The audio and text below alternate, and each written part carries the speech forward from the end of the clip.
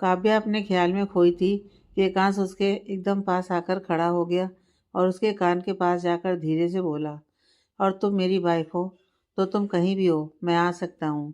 उसके लिए मुझे परमिशन की ज़रूरत नहीं है, ना तुम्हारी ना किसी और की। पूरा हक है मेरा और मैं अपने हक की चीज़ें नहीं छोड़ता। काव्या नज़रें घुमाकर हैरानी से एकांश को देखने लगी। एकांश काव्या से दूर हुआ और बोला, अब मुझे निहारती रहोगी कि चलोगी भी? दादी का फिर कॉल आया था। काव्या ने अपना सिर धीरे से झटका और एकांश के साथ चलने लगी। कुछ देर में दोनों घर आ गए। घर आते ही काव्या कंफ्यूज हो गई। घर का अलग ही माहौल था। हर तरफ सजावट हो रही थी। काव्या इधर उधर देखते हुए अंदर आई तो सोफे पर मंजरी जी बैठी मेहंदी लगवा रही थी और मीना जी उनके पास बैठी थी। काव्या को देखकर मीना जी उसके पास आई और बोली, चलो तुम आ गई, मैं कब से तुम्हारा वेट कर रही थी। काव्या मीना जी से बोली, दादी घर में कुछ फंक्शन है क्या? मीना जी मुस्कुराकर बोली, हाँ कुछ ऐसा ही समझ लो। काव्या, क्या फंक्शन है दादी? मीना जी, कल करवा चौथ है बेटा और तुम्हारा पहला करवा चौथ होगा तो घर में छोटा सा फंक्शन तो होगा ही। काव्या के फेस से मुस्कान गायब हो गई और वो सिर घुमाकर थोड़ी दूर पर खड़े एकांश को देखने लगी।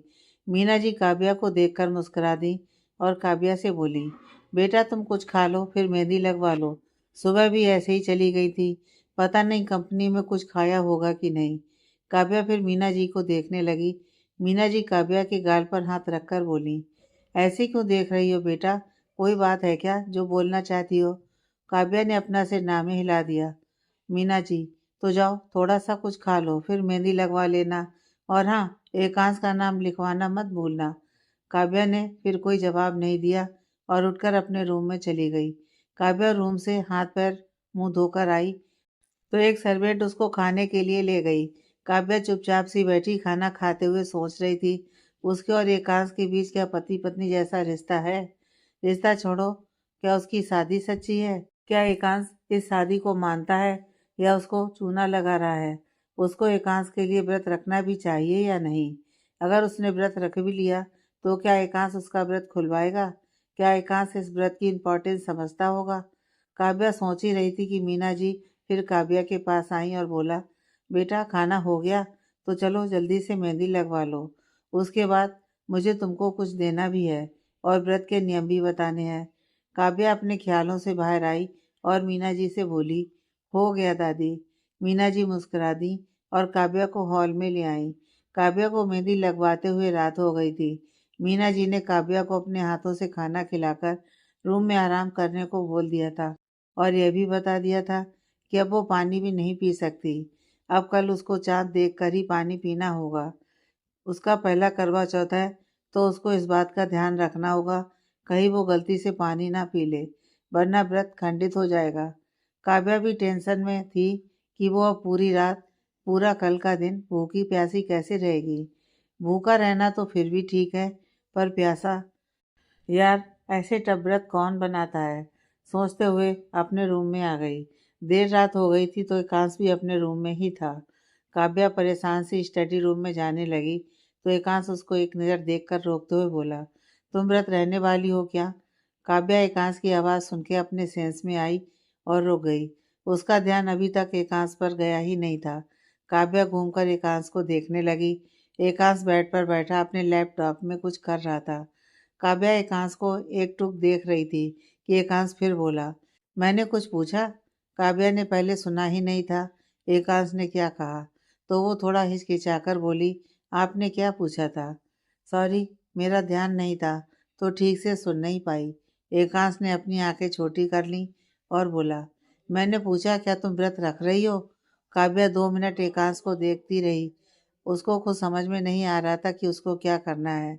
काव्या को शांत देख के एकांत बोला, अगर दिल गवाही ना दे तो फॉर्मेलिटी की ज़रूरत नहीं है। काव्या एकांश को देखने लगी। एकांश आगे बोला, जब तक तुम्हारे दिल दिमाग में कन्फ्यूजन है तुमको कुछ करने की ज़रूरत नहीं है। काव्या एकांश को ही देख रही थी। उसको फिर समझ नहीं आया एकांश किस बारे में बात कर रहा है। काव्या को इतना खामोश देखकर एकांश बोला, जाओ सो जाओ। काव्या ने फिर कोई जवाब नहीं दिया और चुपचाप स्टडी रूम में चली गई। एकांश ने काव्या को देखकर अपना सिर नामे हिलाया और खुद से ही बोला, ये लड़की कभी नहीं सुधर सकती। खुद के सवालों के जवाब चाहिए होते हैं, पर मेरे सवाल का जवाब कभी नहीं देती है। ना तब कुछ बोला था, ना अब कुछ बोलती है। पता नहीं कब समझेगी। काव्या स्टडी रूम में आई और सोफे पर बैठ गई और परेशान सी बोली, क्या करूं, व्रत रखूं या नहीं? फिर कुछ सोचते हुए बोली, रख ही लेती हूँ। दादी कितनी खुश थी, वो कितना प्यार करती हैं मुझसे।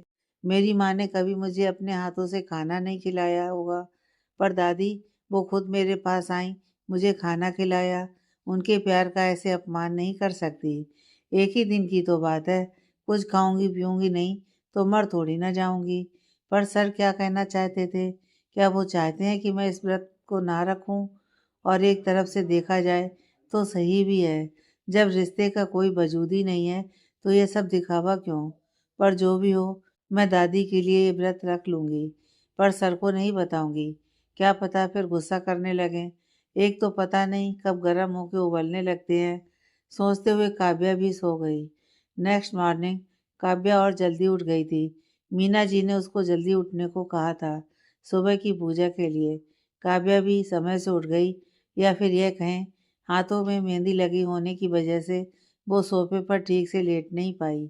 उसको डर लग रहा था कहीं मेहंदी सोफे में ना लग जाए और इतना महंगा सोफा खराब ना हो जाए। काव्या उठी तो उसको एक और टेंशन सताने लगी। अब वो नहाकर पहनेगी क्या? कल उसने अपने बैग्स तो कार में ही छोड़ दिए, और अभी वो कार से बैग लेने जाएगी तो उसको एकांश को उठाकर कार की चाबी मांगनी पड़ेगी। और उसने एकांश को उठाया तो वो सवाल करेगा, उसको इतनी सुबह कपड़े क्यों चाहिए? तो वो क्या बोलेगी कि वो व्रत रह रही है। यह बात एकांश जान के कहीं सुबह सुबह ही लाल ना हो जाए और उसका भी पूरा दिन खराब ना कर दे। काव्या सोचते हुए परेशानी में रूम से बाहर आई और एकांश को देखने लगी। एकांश आराम से सो रहा था। काव्या सोचने लगी वो एकांश को उठाए या ना उठाए, क्या करे, कि तभी उसकी नज़र बेड के दूसरे साइड गई जहाँ ब्लैंकेट के ऊपर कुछ कपड़े रखे थे।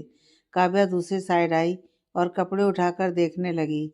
यह हल्का पीच कलर का सूट था। सूट देखने में बहुत ही सुंदर लग रहा था और काव्या के साइज का भी था। पर काव्या ने यह सूट अपने लिए नहीं लिया था, तो वो फिर कंफ्यूज हो गई। क्या यह सूट एकांश उसके लिए लाया, और लाया तो उसने ऐसे बाहर क्यों रखा? क्या एकांश को आइडिया था कि वो सुबह उठकर अपने कपड़े ढूंढेगी? काव्या के दिमाग में बहुत से सवाल चल रहे थे, और सबसे बड़ा सवाल उसको यह सूट पहनना चाहिए कि नहीं। सूट देखने में बहुत महंगा लग रहा था। कहीं एकांश किसी और के लिए तो यह सूट नहीं लाया और गलती से बेड पर रखा भूल गया हो। काव्या खड़ी सोच रही थी कि उसके कानों में एकांश की आवाज़ पड़ी, तुम्हारे लिए है।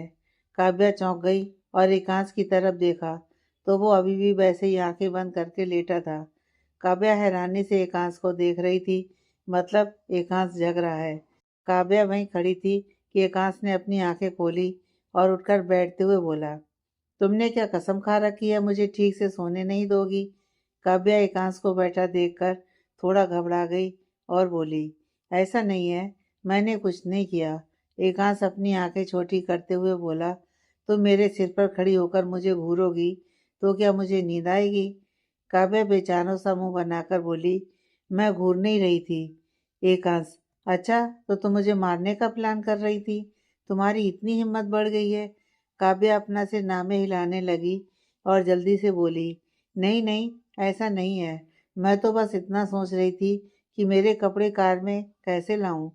एकांश काव्या के हाथ में सूट देखकर बोला, तुमको यह सूट कम पड़ रहा है जो इसके ऊपर और कपड़े पहनने हैं तुमको? काव्या थोड़ा हैरानी से बोली, ये आप लाए हैं? एकांश, नहीं, तुम्हारी आत्मा लाई है। काव्या ने मुंह बना लिया और बोली, पर आप ये क्यों लाए? मैं कल अपने लिए कपड़े लाई हूँ, उसमें से कुछ पहन लेती। एकांश, तुम तो चुप ही रहो। देखा मैंने कैसे कपड़े लाई हो, मतलब कंजूस होने की भी हद होती है। काट दिया था ना, कुछ ढंग का नहीं ले पा रही थी। काव्या बेचारगी से बोली, मुझे वो पसंद थे। एकांश, मुझे अच्छे से पता है कि वो कपड़े तुमको क्यों पसंद थे, क्योंकि वो सबसे लो प्राइस के थे। काव्या धीरे से बोली, मेरी जितनी कर चुकाने की औकात है उसी हिसाब से तो लूंगी। एकांश, क्या बड़बड़ा रही हो? काव्या एकांश को देखकर बोली, कुछ नहीं, वो कपड़े मेरे हैं तो आपको क्या दिक्कत है? पहनने मुझे है, आपको थोड़ी ना। एकांश अपनी आईब्रो जोड़ते हुए बोला, बहुत दिक्कत है मुझे। आज सभी अच्छे से रेडी होंगे। मैं नहीं चाहता तुम भिखारी बनकर घूमो और कुछ लोगों को बोलने का मौका मिले। काव्या सीरियस होकर बोली, तो मैं सुन लेती। एकांश उठकर काव्या के पास आया और उसको घूरते हुए बोला, अपने दम पर इतना पैसा कमा लेता हूँ कि हर एक ज़रूरत पूरी कर सकता हूँ, तो तुमको किसी की भी बातें सुनने की ज़रूरत नहीं है और ना ही मुझसे बकवास करने की। काव्या एकांश को गुस्से में देखकर थोड़ा घबरा गई थी। एकांश फिर बोला, कबर्ड के राइट साइड में तुम्हारा सारा सामान शिफ्ट कर दिया है, तो दोबारा से मुझे घूर कर मेरी नींद खराब मत करना। काव्या ने मासूम सा मुंह बनाकर अपना सिर हिला दिया। एकांश, तो मुझे घूर क्या रही हो? जाओ फ्रेश हो जाओ जाकर। काव्या ने अपना सिर हाँ में हिलाया और जल्दी से बाथरूम की तरफ भाग गई। एकांश ने गहरी सांस ली और अपने सिर को दबाते हुए बेड के पास जाते हुए बोला, ये लड़की एक मौका नहीं छोड़ती मुझे गुस्सा दिलाने का। काव्या बाथरूम में आई और गहरी सांस लेते हुए बोली, सुबह सुबह जान बची तो आगे का जीवन पाओ। थोड़ी देर में काव्या रेडी होकर बाथरूम से बाहर आई तो उसके कदम डोर पर ही रुक गए, क्योंकि एकांश फिर बेड पर बैठा लैपटॉप में कुछ कर रहा था। काव्या को एकांश के सामने जाने में डर लग रहा था। कहीं एकांश फिर किसी बात पर गुस्सा हो गया तो उसका बचा खुचा मूड भी खराब हो जाएगा। पर उसको रूम से बाहर भी जाना है। काव्या सोचने लगी, एकांश की नज़रों से बचकर वो रूम से बाहर कैसे जाए। तभी काव्या को आइडिया आया और वो धीरे धीरे कदमों से थोड़ा आगे आई और अपने घुटने पर बैठकर छोटे बच्चों के जैसे घुटने के बल चलते हुए डोर की तरफ जाने लगी। लेकिन एकांश ने उसको देख लिया और अपनी आईब्रो उठाते हुए बोला, ये क्या कर रही हो? काव्या की आंखें बटनों जैसी बड़ी हो गई और वो अपने आप से धीरे से बोली, मर गई। पता नहीं इनको मेरे होने की खबर कैसे लग जाती है। ऐसा लगता है हाथी के कान है। मेरी जरा सी आहट भी इनको सुनाई देती है। काव्या भाई घुटने के बल बैठी थी कि एकांश उसको देखते हुए बोला, तुमको मेरी बात एक बार में ना सुनने की बीमारी है क्या? काव्या तुरंत उठकर खड़ी हो गई और एकांश को देखने लगी। एकांश ने काव्या को घूरते हुए कहा, इधर आओ। काव्या की आंखें और बड़ी हो गईं और वो अपना सिर नामे हिलाकर जल्दी से रूम से बाहर भागते हुए बोली, नहीं, मुझे सुबह सुबह मार नहीं खानी। एकांश ने अपनी आंखें बड़ी कर लीं और घूर कर डोर को देखने लगा। काव्या ऐसे उड़न छू हुई थी कि एकांश उसको ठीक से देख ही नहीं पाया। एकांश ने चिढ़कर डोर को देखते हुए कहा, ये लड़की कभी नहीं सुधरेगी। काव्या भागते हुए रूम से बाहर आई और हाँफते हुए बोली, यार प्यास तो अभी से लगने लगी। लगता है ये इंसान पक्का मुझे प्यासा रखकर मारने का प्लान कर रहा है। काव्या गहरी सांस लेकर मंदिर में आई तो मीना जी और मंजरी जी दोनों पहले से वहीं थीं। काव्या को देखकर मीना जी मुस्कुरा दी और बोली, इस सूट में बहुत प्यारी लग रही हो। काव्या ने बस एक फीकी मुस्कान पास कर दी। उसको अभी भी एकांश पर गुस्सा था।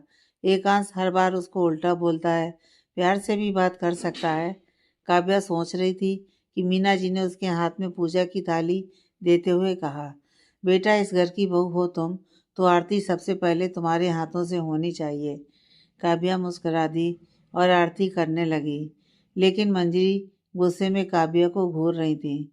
उनको काव्या बिल्कुल भी पसंद नहीं थी। काव्या के आने से सब उनके हाथों से निकलता सा जा रहा था। उन्होंने इतने सालों जो एकांश को घर से दूर रखा, लेकिन काव्या की वजह से एकांश घर पर वापस आ गया था और मीना जी हर एक चीज़ काव्या को दे रही थी। ये बात मंजरी जी हजम नहीं कर पा रही थी। मंजरी जी ने गुस्से में काव्या को देखते हुए अपने मन में कहा, बहुत खुशी से व्रत कर रही हो ना, पर व्रत पूरा नहीं होने दूंगी। आज से ही तुम्हारे और एकांश के बीच दरार पड़ना शुरू हो जाएगी और धीरे धीरे तुम दोनों को अलग करके डाइवोर्स तक ले जाऊंगी। फिर एकांश गुस्से में सब छोड़कर वापस चला जाएगा। काव्या ने आरती की और मीना जी के साथ किचन में आ गई।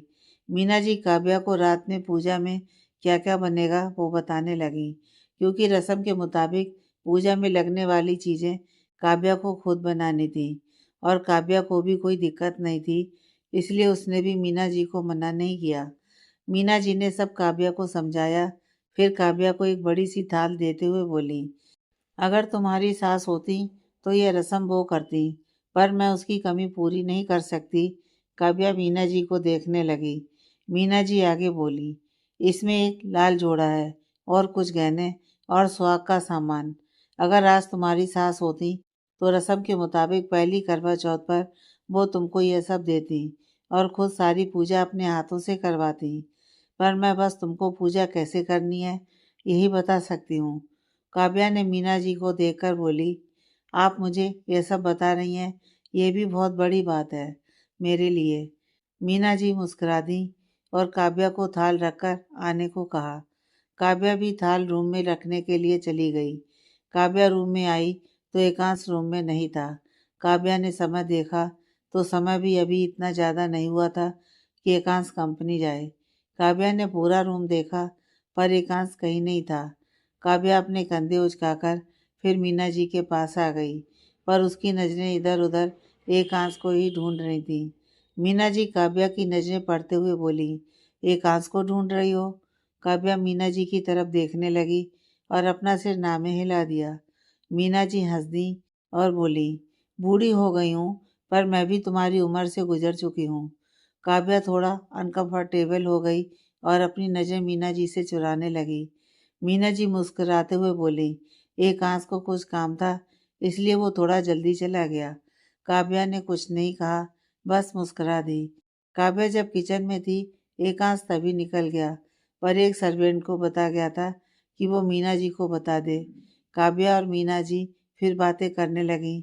बातें करते हुए मीना जी काव्या से बोली, बेटा अगर तुम्हारी कोई मैरिड दोस्त हो तो उसको भी यहीं बुला लो, सब साथ में पूजा करेंगे तो और अच्छा लगेगा और तुम भी अपनी दोस्त से मिलोगी। दोस्त सब सुनकर काव्या के फेस का रंग उतर गया। उसको याद आया उसने उस दिन रश्मि का कॉल ऐसे ही कट कर दिया था और उसके बाद उसने रश्मि से बात नहीं की। रश्मि उसके लिए परेशान हो रही होगी। काव्या को परेशान देखकर मीना जी बोली, क्या हुआ बेटा, तुम उदास सी क्यों लग रही हो? काव्या परेशान सी बोली, दादी मैंने अपनी दोस्त से बहुत टाइम से बात नहीं की और मेरा फ़ोन भी टूट गया। वो मेरे लिए परेशान हो रही होगी। सर भी मुझे लिए बिना कंपनी चले गए, तो क्या मैं अपनी दोस्त से मिलने जा सकती हूँ? मीना जी, बेटा आज तुम्हारा व्रत है तो तुम अपनी दोस्त को यहीं बुला लो। काव्या को मीना जी की बात तो सही लगी, पर वो रश्मि को ऐसे बुला भी नहीं सकती थी। वो रश्मि को अच्छे से जानती थी। काव्या ने उस दिन कॉल कट किया। रश्मि इस बात से बहुत गुस्से में हो गई और काव्या की चिंता में कहीं वो कुछ किसी को बोल ना दे, इसलिए काव्या ने रश्मि से बाहर ही मिलना सही समझा और मीना जी से बोली, दादी मैं ही चली जाती हूँ, बाहर जाऊंगी तो कुछ अच्छा लगा तो अपने लिए ले भी आऊंगी। मीना जी मुस्कुरा दी और बोली, ठीक है जाओ।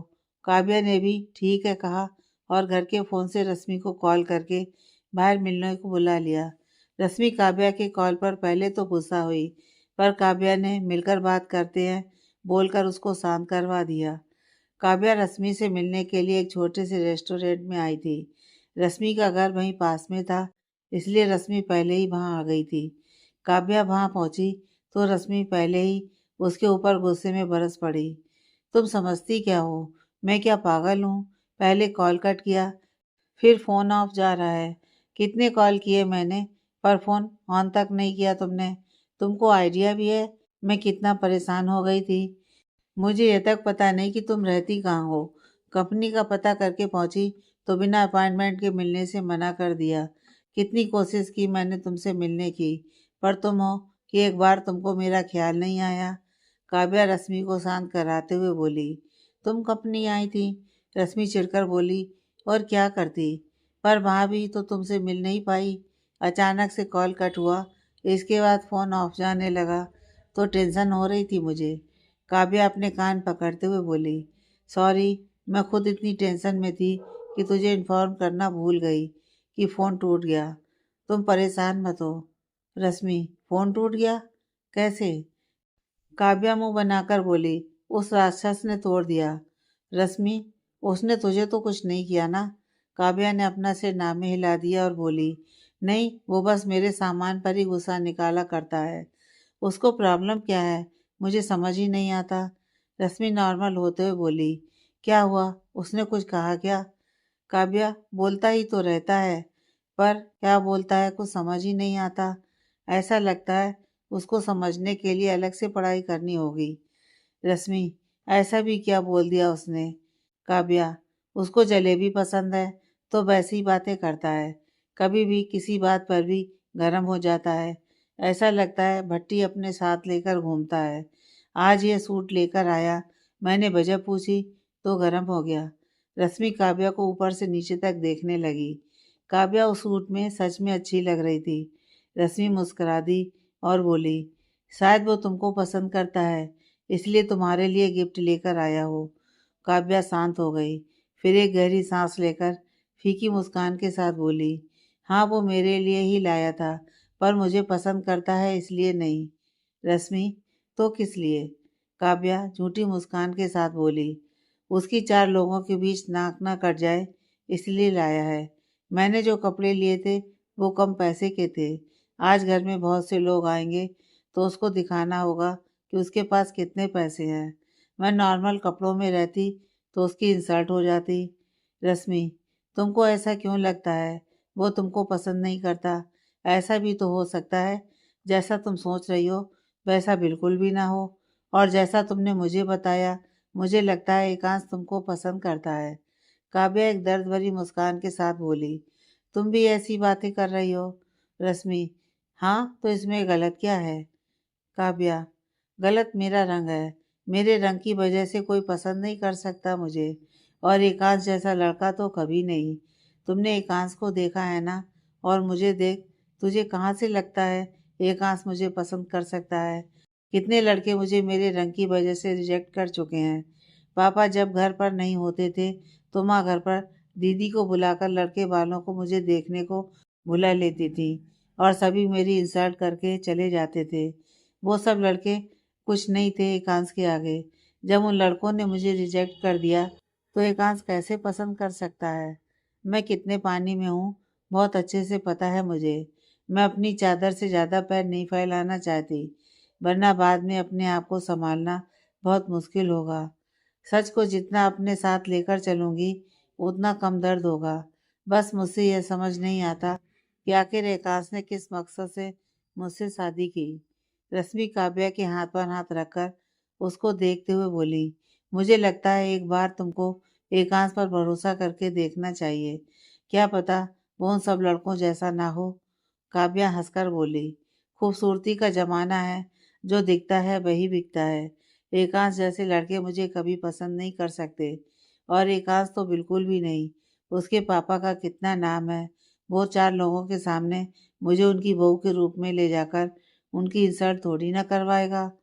उनकी छोड़ो, एकांश को खुद चार लोगों के बीच मुझे अपनी बात बोलने में शर्म आएगी। रश्मि काव्या की बातें अच्छे से समझ रही थी। काव्या ने अपने रंग की वजह से इतने रिजेक्शन झेले थे कि अगर अब कोई लड़का अगर सामने से आकर बोले कि वो उसको पसंद करता है, तभी काव्या के लिए उसके ऊपर विश्वास करना बहुत मुश्किल होगा। रश्मि काव्या का मूड चेंज करने के लिए बोली, अच्छा ये सब छोड़, ये बता, तूने अपने मेल बॉय को आंसर किया? काव्या, कौन मेल बॉय? रश्मि अपनी आईब्रो आपस में जोड़ते हुए बोली, अरे कैसी इंसान है रे तू, अपने पहले प्यार को कौन भूलता है? तेरा भाई बुक बॉय, जिसकी बुक के पीछे तू पागल रहती है। काव्या का फेस फिर उतर गया और वो बोली, वो कोई मेरा पहला प्यार नहीं है। उसकी लिखी बुक्स मुझे पढ़ना पसंद है। मेरी जो फील्ड है वो उससे रिलेटेड बुक्स लिखता है, और उसकी बुक पढ़कर मुझे बिजनेस के बारे में कितना कुछ पता चला, इसलिए मैं बस उसकी फ़ैन हूँ, बस और कुछ नहीं। रश्मि हल्की मुस्कान के साथ बोली, फ़ैन या उससे ज़्यादा? काव्या रश्मि को घूरते हुए बोली, देख मेरा मजाक मस्ती का बिल्कुल मन नहीं है। रश्मि, अच्छा बाबा गुस्सा मत कर, ये बता तूने उसके मेल का रिप्लाई दिया था? काव्या, नहीं। रश्मि, क्यों? इतना बड़ा इंसान खुद तुझसे मिलके तुझे बिजनेस के टिप्स देने की बात कर रहा है, और तूने उसको जवाब तक नहीं दिया। काव्या, मैं क्या जवाब देती, मुझे समझ नहीं आया। पता नहीं उन्होंने क्या सोचकर मुझे मिलने का मेल किया। मेरे अंदर इतने गट्स नहीं है कि मैं किसी इतने बड़े आदमी से मिलकर मीटिंग कर सकूं। तू तो जानती है मेरी लोगों के सामने बोलने में हिम्मत जवाब दे जाती है। रश्मि मुंह बनाकर बोलती है, तो तू ऐसे डरपोक बनकर बिजनेस वूमन बनने का सपना देख रही है? काव्या एक गहरी सांस लेते हुए बोली। अब अपना सपना सपना ही बनते दिखाई दे रहा है। यहाँ भविष्य का कोई ठिकाना नहीं दिख रहा है और तू बिजनेस वूमेन की बात कर रही है। रश्मि, तुम बहुत जल्दी निराश हो जाती हो। काव्या हताश होते हुए बोली। मेरी जिंदगी ही एक निराशा है। मेरे रंग के जैसे उसमें भी बस अंधेरे जैसा काला रंग भरा हुआ है। कुछ अच्छा होता ही नहीं है। रश्मि अपने सिर पर हाथ रखते हुए बोली। बस कर यार, इससे ज्यादा सैड बातें मैं नहीं सुन सकती। चल कुछ खाते हैं। काव्या, मैं नहीं खा सकती, मेरा व्रत है। रश्मि अपनी आंखें छोटी करते हुए बोली। तूने करवा चौथ का व्रत रखा है? काव्या, हाँ। रश्मि मुस्कुराने लगी और कुछ बोलने ही जा रही थी कि काव्या उसको रोकते हुए बोली। कुछ भी गलत मत समझ। मैंने बस दादी के लिए व्रत रखा ताकि उनको बुरा फील ना हो। वो मुझे इतना प्यार देती हैं, उनके लिए इतना तो कर ही सकती हूँ। रश्मि ने अपना सिर हिला दिया और बोली। ठीक है फिर चल। जब तुझे कुछ नहीं खाना है तो मैं अकेले खाकर क्या ही करूँगी। दोनों फिर ऐसे ही बातें करते हुए बाहर आ गईं। दोनों बात करते हुए मार्केट से होते हुए मीना जी ने काव्या को जिस गाड़ी से भेजा था उस गाड़ी के पास जाने लगी कि चलते हुए काव्या की नज़रें सामने खड़े एकांश पर गई। एकांश एक ज्वेलरी शॉप से थोड़ी दूरी पर अपनी कार से टेक लेकर खड़ा था और उसके सामने एक लड़की खड़ी थी जो कुछ बोल रही थी। एकांश को वहां देखकर काव्या के कदम रुक गए। काव्या को देखकर रश्मि भी रुक गई और बोली। क्या हुआ? फिर काव्या की नजरों का पीछा करते हुए एकांश को देखकर आंखें छोटी करते हुए बोली। ये यहाँ क्या कर रहा है? चल उसके पास चल के पता करते हैं। रश्मि काव्या का हाथ पकड़कर एकांश के पास ले जाने लगी पर काव्या उसको रोकते हुए बोली। मुझे नहीं जाना। रश्मि, क्यों? वो यहाँ क्या कर रहा है? पता करना पड़ेगा ना। ये तो वर्किंग टाइम है, उसको कंपनी में होना चाहिए। काव्या, तो वो कोई एम्प्लॉय नहीं है जो वर्किंग टाइम में बाहर नहीं घूम सकता। उस कंपनी का मालिक है। रश्मि, हाँ तो उसके साथ वो तेरा पति भी है और तेरा यह जानने का पूरा हक है कि वो यहाँ क्या कर रहा है। काव्या, वो कुछ भी कर रहा हो मुझे कोई मतलब नहीं है। रश्मि, क्यों नहीं है? काव्या 2 मिनट शांत हो गई और सोचने लगी। कहीं एकांश उसको देखकर गुस्सा न करने लगे तो रश्मि के सामने और बवाल हो जाएगा। और रश्मि भी कम नहीं है। वो एकांश कौन है देखेगी नहीं और उसको पीट देगी। बेकार में रोड में तमाशा करने का कोई मतलब नहीं है। काव्या को शांत देखकर रश्मि फिर बोली। तू खड़ी सोच क्या रही है? चल ना। काव्या रश्मि को समझाते हुए बोली। यार आया होगा किसी काम से, हम लोग चलते हैं ना। वैसे भी मुझे लेट हो रहा है। दादी वेट कर रही होंगी। मैं उससे घर में पूछ लूंगी कि वो क्या कर रहा था मार्केट में। रश्मि अपनी आंखें छोटी करते हुए बोली। तू घर में उससे पूछेगी? काव्या, हाँ, हम साथ में रहते हैं, इतना तो पूछ ही सकती हूँ। रश्मि मुस्कुरा दी और बोली। यह हुई ना बात मेरी दोस्ती वाली। काव्या ने भी झूठी मुस्कान पास कर दी। उसने बस रश्मि को एकांश से दूर रखने के लिए ऐसा बोल दिया था क्योंकि काव्या उस दिन एकांश के गुस्सा करने के तरीके से समझ गई थी कि एकांश रश्मि को पसंद नहीं करता और एकांश ने कितने गुस्से में कहा था कि वो रश्मि से दूर रहे। अभी एकांश उसको रश्मि के साथ देखेगा तो पता नहीं कितना गुस्सा करेगा। काव्या तो एकांश के जरा जरा सी बात पर गुस्सा करने से ही घबराती थी। काव्या सोच रही थी कि रश्मि उससे बोली। चल मैं तुझे एक नया फ़ोन दिला देती हूँ। काव्या की आंखें बड़ी हो गईं और वो जल्दी से मना करते हुए बोली। नहीं नहीं, मुझे फ़ोन नहीं चाहिए। रश्मि, क्यों नहीं चाहिए? तेरा फ़ोन टूट गया है ना। तेरे पास फ़ोन नहीं होगा तो मुझे टेंशन रहेगी। ऐसे फ़ोन होने से मैं तेरे बारे में पूछती तो रहूँगी। काव्या ने बेचारों सा मुंह बना लिया। वो अच्छे से जानती थी अगर उसने रश्मि से फ़ोन लिया तो एकांश फिर फ़ोन तोड़ देगा। एकांश ने उसको सख्त वार्निंग दी है कि वो किसी दूसरे का सामान यूज़ ना करे। जब एकांश अपनी बुआ की बेटी के कपड़े पहनने पर इतना गुस्सा हो सकता है तो रश्मि तो फिर भी बस उसकी दोस्त है। काव्या फिर ख्यालों में खो गई थी तो रश्मि उसको हिलाते हुए बोली। तुम बार बार क्या सोचने लगती हो? काव्या अपने सेंस में आकर बोली। कुछ नहीं, वो मैंने फ़ोन बनने को दिया है, कुछ दिन में आ जाएगा, तो नए फ़ोन की ज़रूरत नहीं है। जैसे फ़ोन आता है मैं तुझे कॉल कर दूंगी। नहीं तो मेरे केबिन में भी लैंडलाइन फ़ोन है, मैं उससे कॉल करती हूँ तुझे। रश्मि, ठीक है, फिर चल। बोलकर रश्मि आगे बढ़ गई तो काव्या एक नज़र एकांश को देखते हुए आगे बढ़ने लगी। एकांश उस लड़की के हाथ से बैग ले रहा था या दे रहा था, काव्या को समझ में नहीं आया, पर भीड़ में एकांश जल्दी ही उसकी नज़रों से ओझल हो गया। कुछ समय बाद काव्या घर आ गई और फिर मीना जी के साथ बिजी हो गई। ऐसे ही पूरा दिन निकल गया और शाम में पूजा का समय आ गया। मीना जी ने काव्या को पूजा के लिए जाकर रेडी होने को कहा और यह भी बोला कि वो अच्छे से रेडी हो, सारा श्रृंगार करे। काव्या रूम में आई और स्टडी रूम में जाकर सोफे पर बैठ गई। कंपनी से वापस आने का टाइम हो गया था, पर एकांश अभी तक नहीं आया था। काव्या को अब अजीब से ख्याल आ रहे थे। क्या एकांश अपनी गर्लफ्रेंड के साथ होगा? एकांश आज घर आएगा भी या नहीं? अगर एकांश नहीं आया तो उसका व्रत कैसे खुलेगा? एकांश क्या जानबूझकर घर नहीं आ रहा होगा ताकि उसको यह रस्म ना करनी पड़े? काव्या के दिमाग में बहुत से सवाल घूम रहे थे, पर वो जो होगा देखा जाएगा सोचकर उसने मीना जी का दिया लहंगा उठाया और स्टडी रूम से बाहर आकर बाथरूम में चेंज करने के लिए चली गई। काव्या चेंज करके आई और सोचने लगी।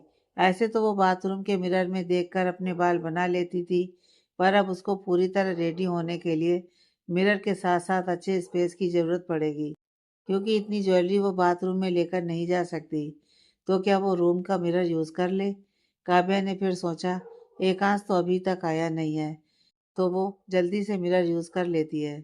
काव्या ने जल्दी से थाल उठाई और मिरर के सामने आकर रेडी होने लगी, पर उसकी नज़रें बार बार डोर पर जा रही थी, कहीं एकांश ना आ जाए और उसका सामान फैला देखकर गुस्सा ना करने लगे।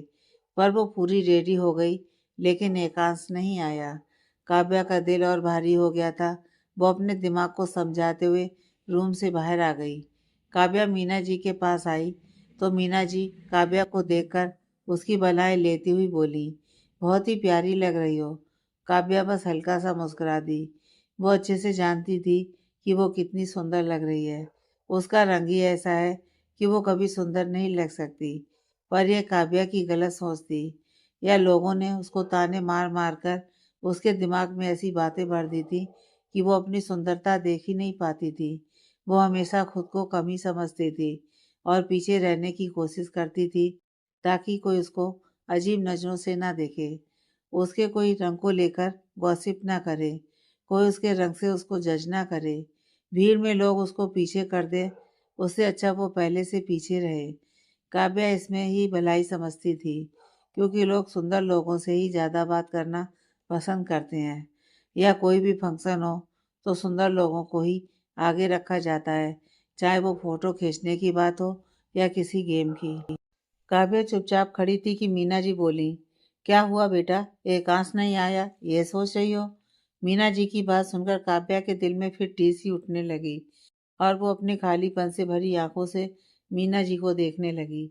मीना जी मुस्कुराकर बोली, वो आ जाएगा, कुछ काम होगा तभी देर हो गई होगी उसको। तुम पूजा की तैयारी करो, तब तक वो आ जाएगा। काव्या ने फिर फीकी मुस्कान दे दी और पूजा की थाल उठाकर छत पर, जहाँ पर सारा पूजा का फंक्शन रखा गया था, वहाँ मीना जी के साथ आ गई। चांद निकलने का समय हो गया था। सभी लेडीज अपनी अपनी पूजा करने लगी। मीना जी भी काव्या को पूजा कैसे करनी है बताने लगी। सभी लेडीज अपनी अपनी पूजा करके कथा सुनने के लिए घेरा बनाकर बैठ गईं। एक बड़ी उम्र की लेडी ने कथा कहना शुरू किया। सभी ध्यान से कथा सुन रहे थे, लेकिन काव्या की नज़र सीढ़ियों पर थी कि एकांश अब आएगा, लेकिन एकांश का कोई पता ठिकाना नहीं था। काव्या को देखकर मंजीरी जी मुस्कुराकर अपने मन में बोली, इंतजार करते करते थक जाओगी, पर पूजा से पहले तो एकांश कभी नहीं आएगा।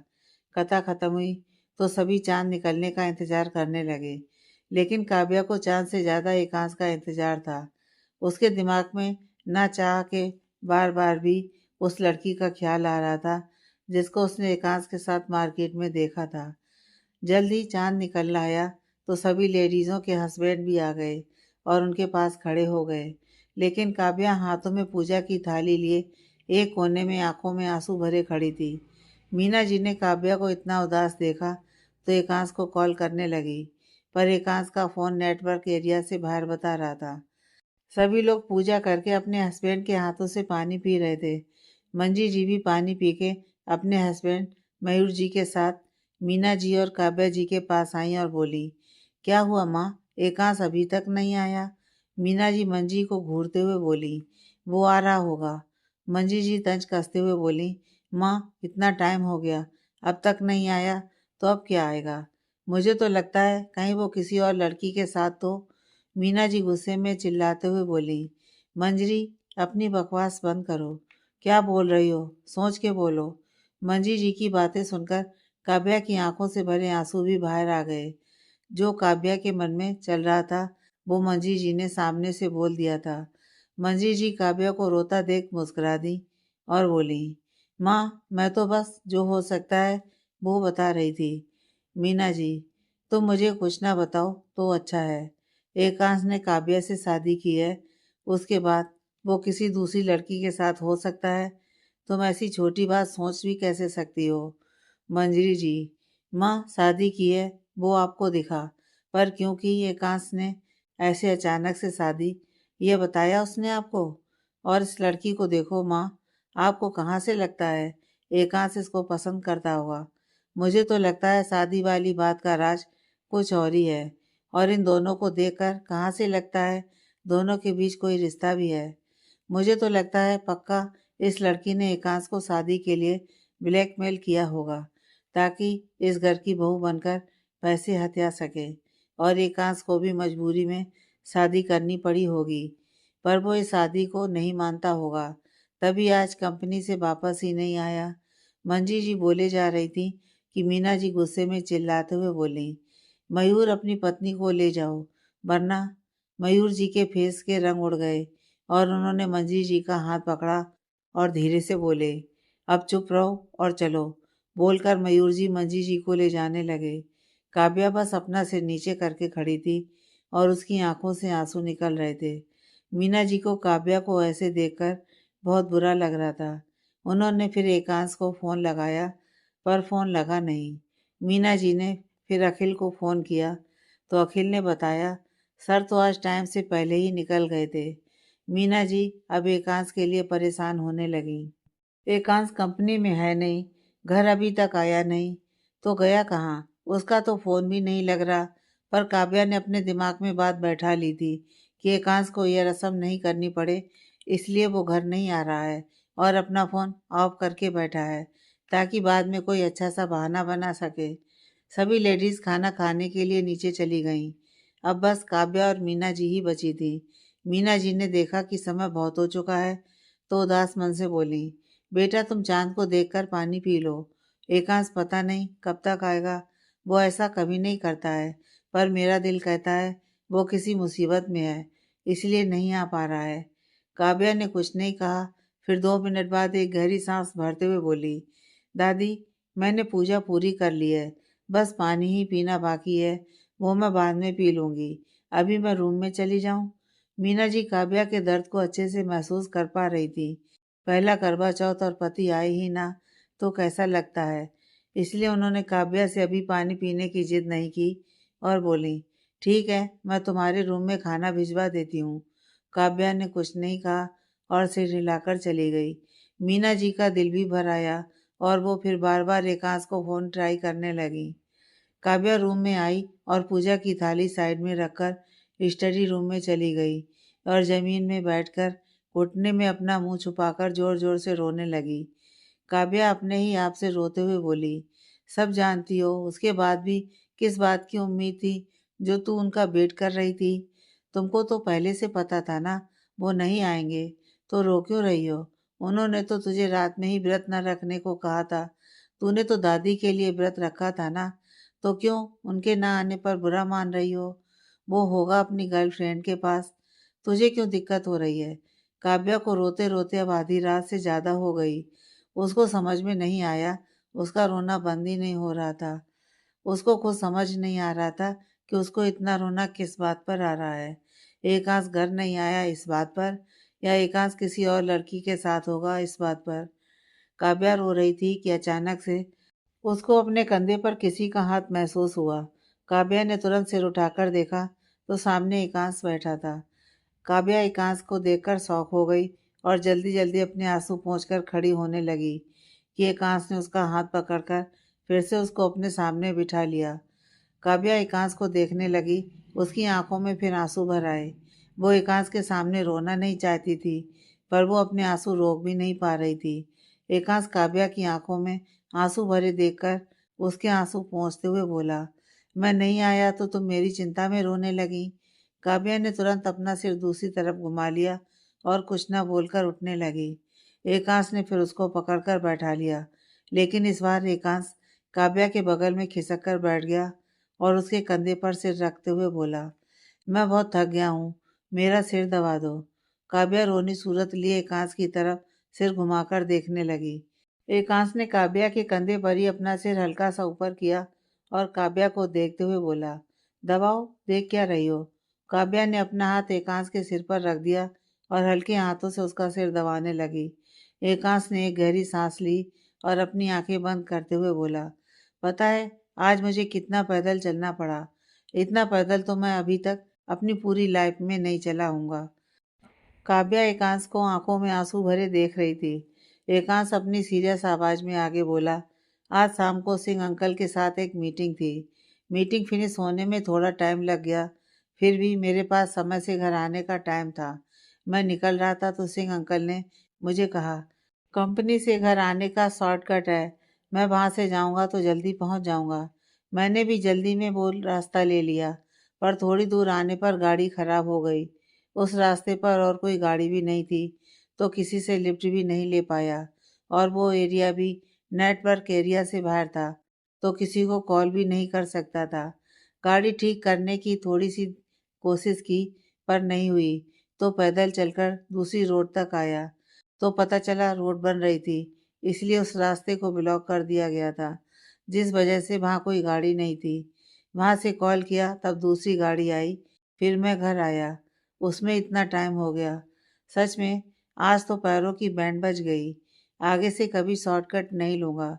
एकांश अपनी बात बोलकर शांत हो गया और अपनी आंखें खोलकर सिर उठाकर काव्या को देखने लगा, तो काव्या उसको आंखों में आंसू लिए फीकी मुस्कान के साथ देख रही थी। एकांत सीधा होकर बैठ गया और काव्या के आंसू पोंछते हुए बोला, तुमने कुछ खाया? काव्या ने फिर अपना सिर घुमा लिया और बोली, हाँ। एकांश ने काव्या का फेस अपनी साइड घुमाया और बोला, तुमने झूठ बोलना भी शुरू कर दिया। काव्या अपनी नजरें एकांश से चुराते हुए बोली, सर, आपको अपने रूम में जाना चाहिए, मुझे नींद आ रही है और अब मैं सोना पसंद करूंगी। एकांश सीरियस होते हुए बोला, गुस्सा हो? काव्या एकांश को देखने लगी, फिर अपनी नजरें इधर उधर करते हुए बोली, मैं क्यों गुस्सा होऊंगी? एकांश, मैं समय से नहीं आया इसलिए। काव्या फिर एक झूठी मुस्कान हंस दी और बोली, हमारा तो कोई रिश्ता है क्या जो आप नहीं आए तो मुझे बुरा लगना चाहिए।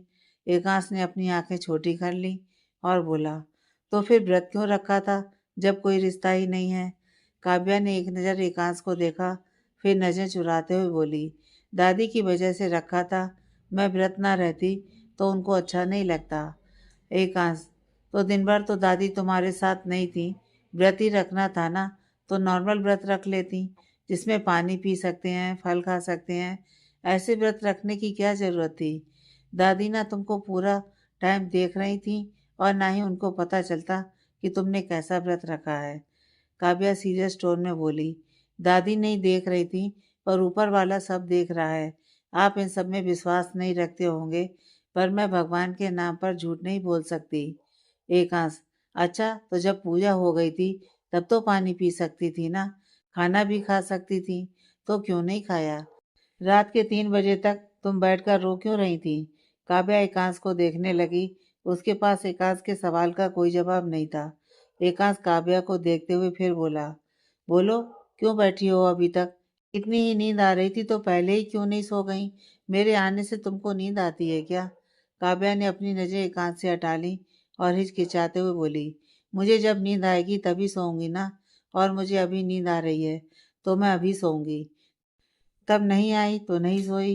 बोलकर काव्या उठी और सोफे पर लेटने लगी, लेकिन एकांश ने उसका हाथ पकड़ लिया। काव्या फिर पलटकर एकांश को देखने लगी। एकांश खड़े होते हुए बोला, तुम ऐसे सो पाओगी? काव्या, ऐसे से क्या मतलब है आपका? मैं कैसे भी सोऊं, आपको क्या दिक्कत है? आप बस अपना देखो। बोलते हुए काव्या ने एकांत से हाथ छुड़ा लिया और सोफे पर लेटने को हुई, लेकिन लहंगा हैवी होने की वजह से वो ठीक से सोफे पर बैठ नहीं पा रही थी। तो लेटती क्या ही। एकांत ने काव्या को देखकर अपना सिर नामे हिलाया और काव्या को गोद में उठा लिया। काव्या की आंखें बड़ी हो गईं और वो हैरानी से बोली, ये आप क्या कर रहे हो? छोड़ो मुझे, कहाँ लेकर जा रहे हो? एकांश काव्या को स्टडी रूम में लाया और बेड पर बैठाकर बोला, तुमको ऐसा क्यों लगता है कि तुम मेरे सामने जिद कर सकती हो? काव्या शांति से एकांश को देखने लगी। एकांश ने साइड में रखी पूजा की थाली से पानी का छोटा सा कलश उठाया और काव्या के मुंह में लगाते हुए बोला, पानी पी लो, फेस मुरझाकर कांटा हो गया है। काव्या की आंखें फिर भर आईं, लेकिन अब उसका सिर भारी होने लगा था, इसलिए उसने चुपचाप पानी पी लिया। एकांश ने काव्या को पानी पिलाकर कलश साइड में रखा और बोला, जाओ मेरे लिए खाना लेकर आओ। काव्या एकांश को देखने लगी। एकांश, देख क्या रही हो? तुमको नहीं, पर मुझे बहुत भूख लगी है। काव्या एकांश से इस टाइम कोई बहस नहीं करना चाहती थी, तो चुपचाप एकांश को देखते हुए उठी और उसके लिए खाना लेने जाने लगी। एकांश वहीं बेड पर लेट गया और अपनी आंखें बंद कर लीं। काव्या रूम से बाहर आई और धीरे धीरे इधर उधर देखते हुए किचन की तरफ बढ़ने लगी। मीना जी ने काव्या के लिए खाना भेजा था, पर काव्या ने खाना वापस कर दिया था। पर अब काव्या को किचन में जाने में हिचकिचाहट हो रही थी। पता नहीं खाने को कुछ बचा होगा या नहीं। अगर बचा भी होगा तो उसको किसी ने इतनी रात को खाना निकालते देख लिया तो पता नहीं क्या सोचेगा। काव्या घबराते हुए किचन में आई तो एक कुक किचन में पहले से मौजूद थी। कुक को देखकर काव्या थोड़ा घबरा गई, पर वो कुक साइड में बैठी सो रही थी। तो काव्या ने सोचा वो जल्दी से थोड़ा खाना ले लेती है, लेकिन काव्या की पायल और चूड़ियों की आवाज़ से वो कुक तुरंत उठ गई और काव्या को देखते हुए बोली, मैम। काव्या के कदम वहीं पर जम गए और वो घबराते हुए उस कुक की तरफ घूमी और हिचकिचाते हुए बोली, मैं एकांत सर के लिए खाना लेने आई थी। कुक मुस्कुरा दी और बोली, मैम, मैं आपके आने का ही वेट कर रही थी। मैंने आप दोनों के लिए पहले ही खाना बनाकर रखा है। इतना बोलकर कुक ने साइड से एक ट्रे उठाई और काव्या के सामने कर दी। काव्या हैरानी से बोली, आपको कैसे पता चला कि मैं खाना लेने आऊंगी?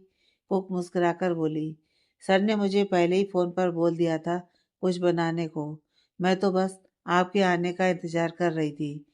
काव्या, सर ने आपको खाना रेडी करने को कहा? कुक, यस मैम, सर ने घर आने से पहले ही खाना रेडी करने को बोल दिया था। काव्या के दिमाग में फिर सवालों के ढेर लग गए। उसको लगने लगा शायद एकांश बहुत भूखा होगा, इसलिए उसने कुक को खाना बनाने को बोला। काव्या ने ट्रे ली और रूम में आ गई, तो एकांश वैसे ही बेड पर आंखें बंद करके लेटा था। काव्या को लगा शायद एकांश सो गया, इसलिए उसने बेड के पास ही खाने की ट्रे रख दी और स्टडी रूम में जाने लगी कि उसको एकांश की आवाज़ आई। खाना खाने के लिए मंगवाया था, सो में रखने को नहीं। काव्या रुक गई और एकांश की तरफ पलटी तो इस बार एकांश बेड से टेक लेकर बैठा हुआ था। काव्या चुपचाप सी खड़ी एकांश को देख रही थी। एकांश ने तो खुद के लिए खाना बनवाया था ना, तो एकांश उसको क्यों रोक रहा है? काव्या सोच रही थी कि एकांश फिर बोला, तुमको अलग से यहाँ आने की इनविटेशन देना होगा क्या? काव्या ने कुछ नहीं कहा और एकांश के पास आकर खड़ी हो गई। उसको लगा शायद एकांश को खाने में कुछ कम लग रहा होगा, इसलिए उसको लाने के लिए अपने पास बुला रहा होगा। पर एकांश ने काव्या का हाथ पकड़कर अपने सामने बैठा लिया और उसकी नाक में पहनी नथ उतारने लगा। काव्या ने अपनी आंखें बड़ी कर लीं। एकांश उसके साथ ये क्या कर रहा है, वो एकांश से पूछना चाहती थी, लेकिन काव्या की एकांश से कुछ पूछने की हिम्मत नहीं थी। एकांश ने नथ निकालकर साइड की और ट्रे से प्लेट में खाना निकालने लगी। काव्या एकांश के सामने बैठी उसको देख रही थी। एक तो वो कल रात से भूखी प्यासी थी और ऊपर से उसने इतना रो लिया कि उसका सिर इतना भारी हो चुका था कि उसको कुछ समझ ही नहीं आ रहा था कि हो क्या रहा है। एकांश ने प्लेट में खाना निकाला और एक निवाला काव्या के मुंह में रख दिया। काव्या फिर अपनी आंखें और मुंह फैलाए एकांश को देखने लगी। एकांश बोला, तुम मुंह खोल के खाना खाती हो क्या? काव्या ने तुरंत अपना मुंह बंद कर लिया। वो एकांश से कुछ कहती, उससे पहले ही एकांश का फ़ोन बजा। एकांश ने फ़ोन निकाला और कॉल पिक की और हेलो बोलकर दूसरी साइड जो इंसान था उसकी बात सुनने लगा। काव्या एकांश को ही देख रही थी। उसके दिमाग में फिर यही चलने लगा कि इतनी रात को किसका कॉल होगा। क्या यह उस लड़की का ही कॉल होगा जिसके साथ अभी तक एकांश था और उससे बस झूठ बोलकर उसको चूना लगा रहा था। काव्या चुपचाप रुआसा सा मुंह लिए एकांश को देख रही थी कि एकांश ने फोन पर बात सुनते हुए काव्या के मुंह में फिर निवाला रख दिया। काव्या की आंखों में आंसू आ गए।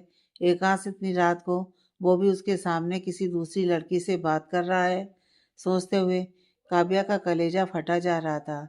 उसका मन कर रहा था कि वो चीख कर एक बार कस के रो ले। एकांश भले कुछ ना बोल रहा हो, पर इतनी रात को किसी लड़के का तो फोन आएगा नहीं और ना ही एकांश इतनी देर तक किसी लड़के की बात सुनेगा। पक्का यह वही लड़की होगी जिसके साथ अभी तक एकांश था।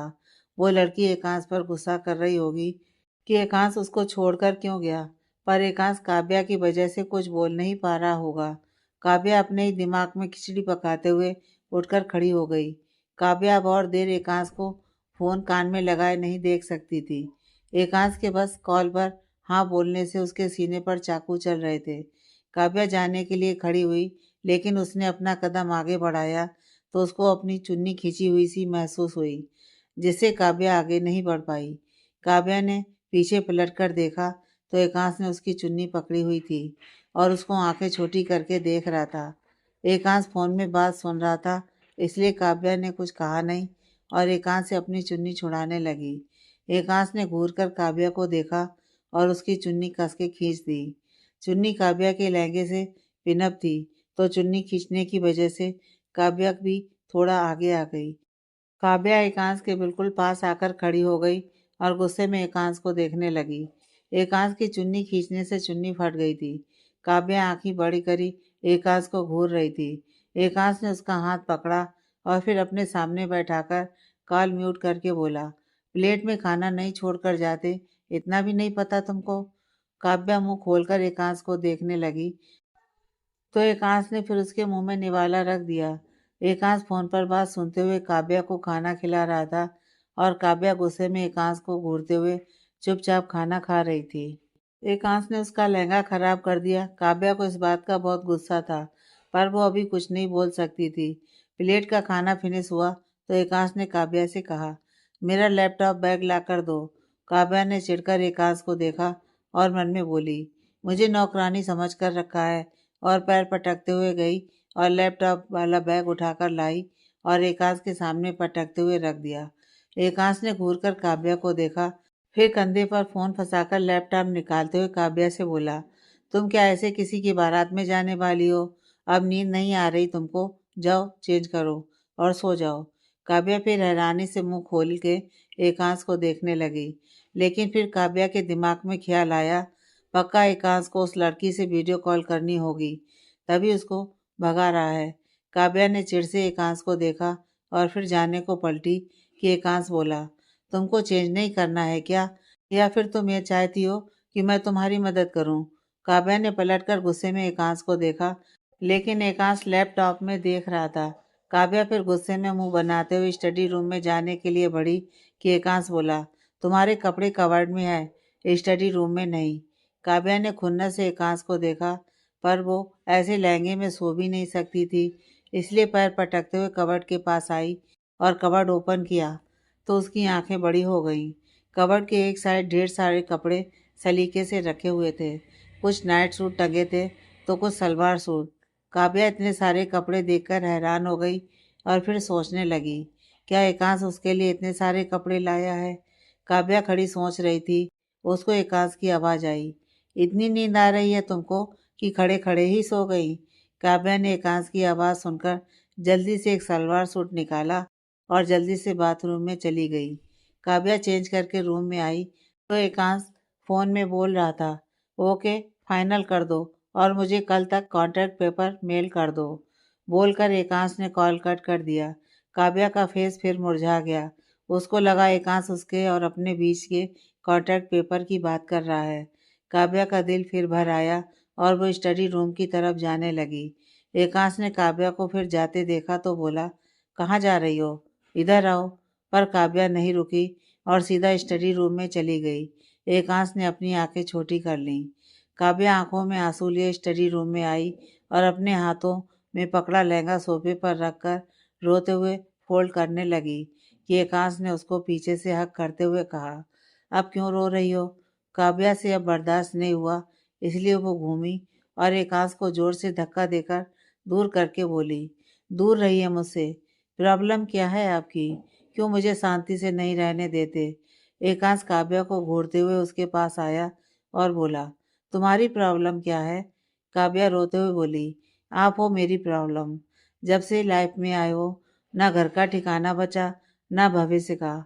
माँ मेरी आवाज़ सुनते ही फ़ोन कट कर देती हैं। पापा का तो नंबर ही बंद आ रहा है। ना घर जाने की हिम्मत है, ना हाथ में फूटी कौड़ी। एक दोस्त से अपना दुख बांट लेती थी तो उसका दिया फ़ोन भी तोड़ दिया। खुद तो ऐश की ज़िंदगी जी रहे हैं, पर मेरा सांस लेना तक हराम किया हुआ है। अरे जब आपको कोई और ही पसंद है तो उसके साथ ही रहो ना जाकर। मुझसे बेकार में टाइम पास क्या कर रहे हो? एकांश गुस्से में काव्या की बाजू पकड़ते हुए बोला, मैं तुम्हारे साथ टाइम पास कर रहा हूँ। काव्या गुस्से में एकांश का हाथ झटकते हुए बोली, हाँ, पर मैं कोई टॉय नहीं हूँ जिसके साथ आपका जब तक मन करे टाइम पास के लिए खेल लो। मुझे तो समझ नहीं आता आप सच में हो क्या? क्यों मुझसे झूठ बोलते हो? क्यों ये सब खाना खिलाने का, कपड़े लाने का नाटक कर रहे हो? आप सीधा सीधा चाहते क्या हो? मुझे इतना बता दो ताकि मैं अपनी लाइफ में क्लियर हो सकूं। आपका क्या है? आप तो अपनी मैना के साथ उड़ जाओगे और मैं यहाँ पर कद्दू छीलती रह जाऊंगी। अभी फीलिंग तो धोबी के डॉगी वाली आती है ना, ना घर का ना घाट का।